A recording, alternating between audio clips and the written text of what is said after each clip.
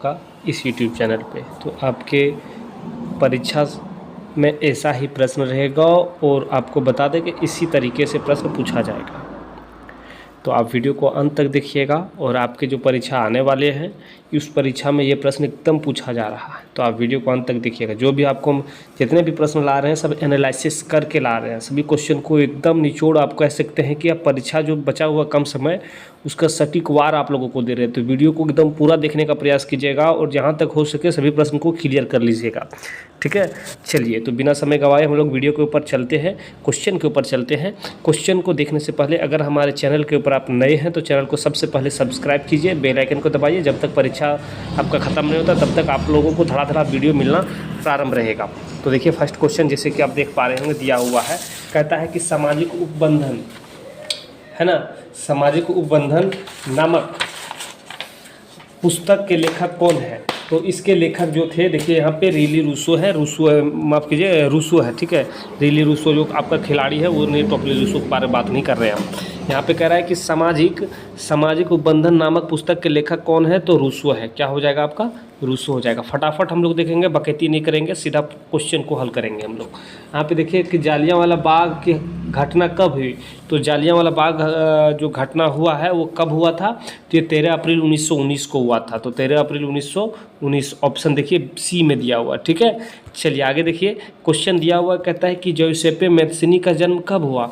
तो जोसेपे मैत्सिनी का जो जन्म हुआ था, देखिए इसका सटीक आंसर अगर आप कह सकते हैं तो आप 1805 है, बट यहाँ पे दो आंसर आपका हो सकता है।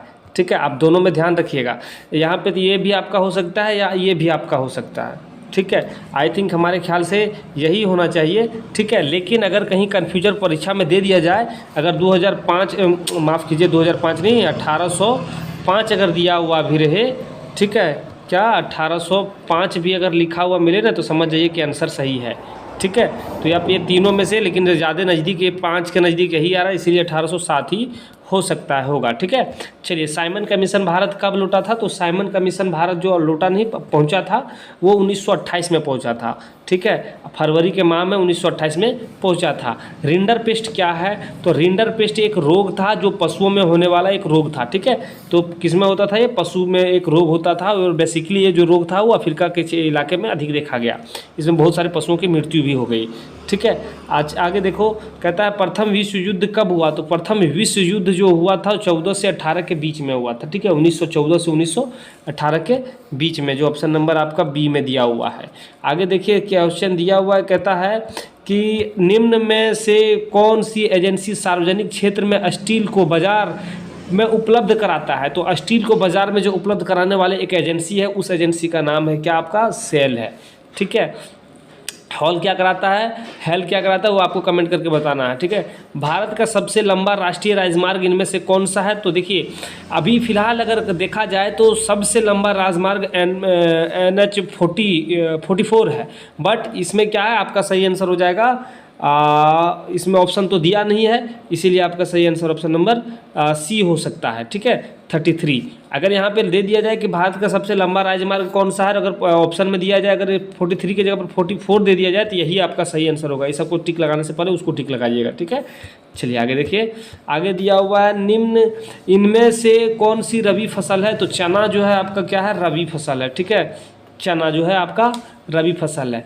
नवीकरणीय योग्य संसाधन का एक एग्जाम्पल्स आपको बताना है। तो नवीकरणीय योग्य संसाधन किसको कहते हैं? जिसको हम लोग खपत करेंगे तो फिर से बन जाएगा, उसको नवीकरणीय योग्य संसाधन कहते हैं।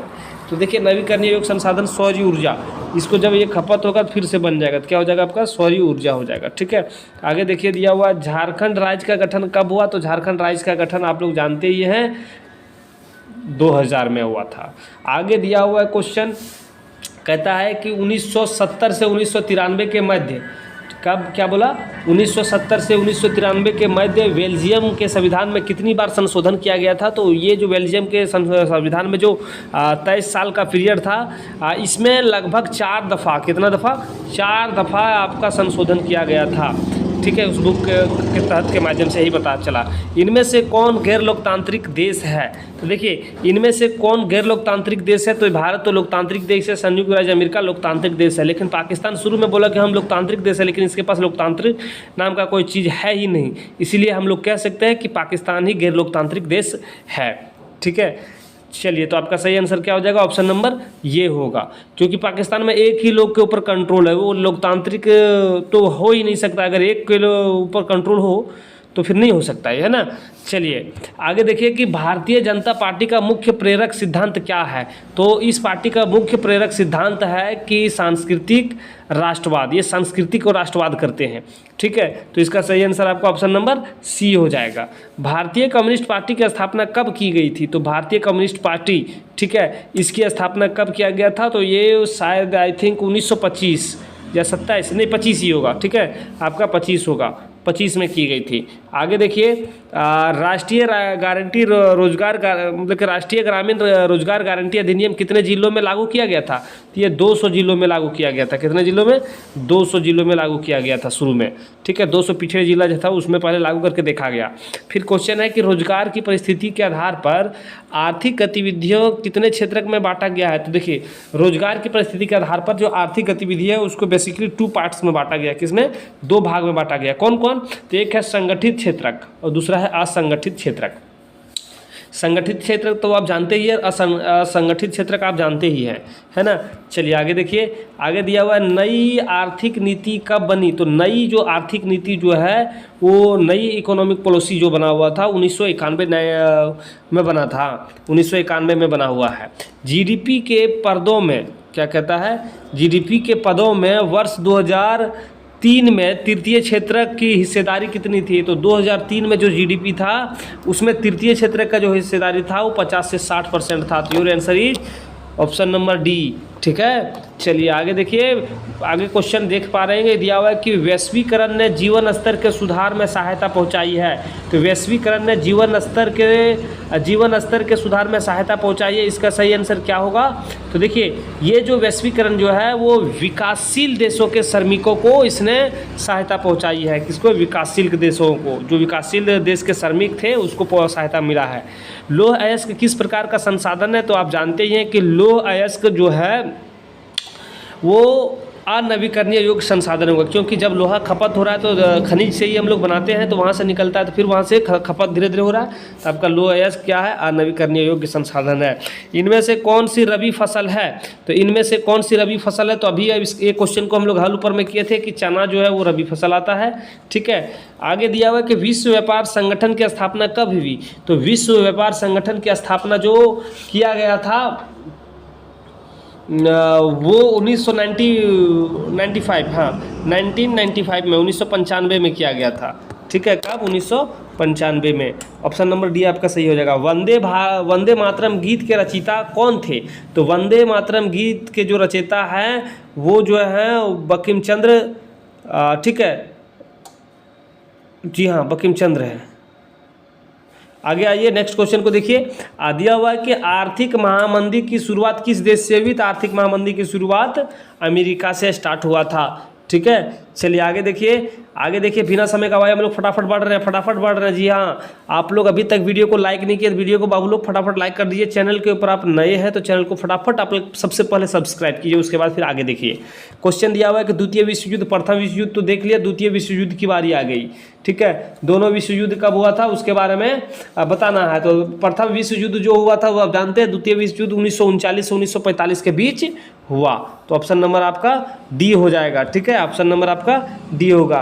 किस संधि के द्वारा यूनान को एक स्वतंत्र राष्ट्र की मान्यता मिला? तो कुस्तुनतुनिया के संधि के बाद यूनान को एक स्वतंत्र राष्ट्र की मान्यता मिल गया। ठीक है, डॉक्टर अंबेडकर ने दलित, इस जगह पे दलित लिख दिया, यहाँ पे दलित होगा। दलित वर्ग एसोसिएशन का गठन कब किया गया था? तो डॉक्टर अंबेडकर जी ने दलित वर्ग एसोसिएशन का गठन 1930 में किया था। ठीक है, कब? 1930 में। ठीक, your answer is option number B. Gandhi ji ने कब नमक बनाकर नमक कानून का उल्लंघन किया? तो गांधी जी ने नमक जो बनाया था वो 6 अप्रैल 1930 को नमक बनाया और नमक कानून का उल्लंघन किया। और ये नमक कहाँ बनाया था? दांडी। ठीक है। तो आपका यहाँ पे देखिए एक और 30वां नंबर क्वेश्चन, इसका क्या हो जाएगा, इसका पहले इसका आंसर देख लीजिए आप लोग। 6 अप्रैल 1930 आपका सही आंसर 29 का 6 अप्रैल 1930। एंड 30वां नंबर प्रश्न का है कि